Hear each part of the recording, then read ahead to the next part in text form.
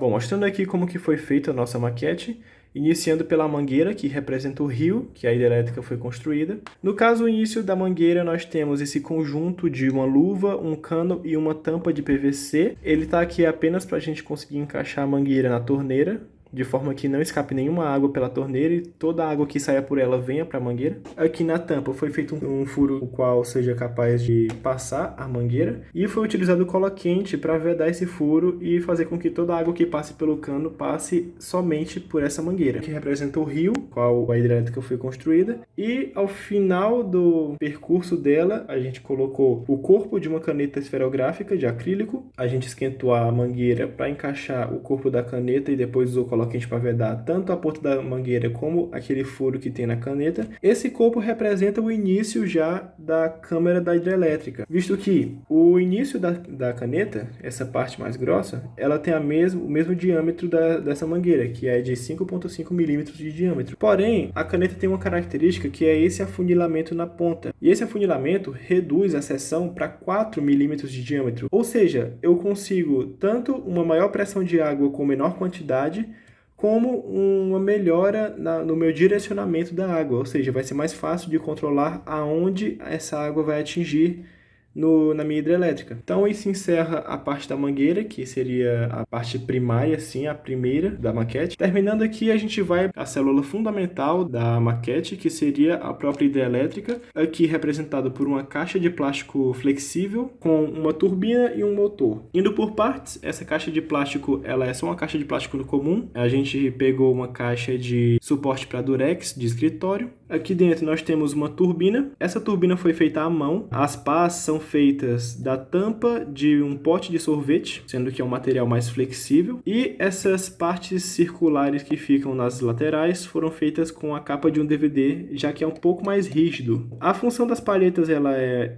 bem intuitiva. Ela vai receber a força da água e fazer com que todo o conjunto gire com essa força. Já a função dessas partes circulares ao redor, elas são mais para conter a água, visto que quando a água batesse aqui, por exemplo, ela poderia escoar para os lados, isso faria com que parte da força fosse perdida. Então, com essa parte prendendo a água aqui dentro, eu posso garantir que toda a força da água seja mantida no sistema e faça com que a turbina gire mais rapidamente e com maior força. Como o eixo, a gente utilizou um tubo de tinta de caneta, como essa mesmo que eu estou utilizando para apresentar. Ela se encaixa perfeitamente no eixo do motor e a gente utilizou cola quente para fixar ela muito bem aqui no centro dessas partes que a gente fez à mão. E isso a gente finaliza a parte da turbina, a gente vai agora para o motor. Esse é um motor elétrico comum em lojas de eletrônica, ele é um motor de 3 watts e, por princípio, ele converte energia elétrica em energia mecânica. Quando você energiza o motor, ele vai rodar o eixo e essa rotação pode ser utilizada para o que você quiser. Porém, por princípio também, todo motor que converte energia elétrica em mecânica também pode converter energia mecânica em elétrica. Quer dizer que da mesma forma que eu, aplicando energia elétrica aqui, vou fazer esse motor rodar, quer dizer que se eu manualmente fizer o eixo dele rodar, ou seja, com essa turbina, por exemplo, eu vou estar gerando energia elétrica dentro dele, que vai ser transmitido por esses fios, que são os fios dele. Esses fios que foram ligados em jumpers para facilitar o manuseio. Então, essa é o fundamento de funcionamento da nossa usina. A água que vai ser disparada por esta parte aqui vai ser direcionada para essa turbina,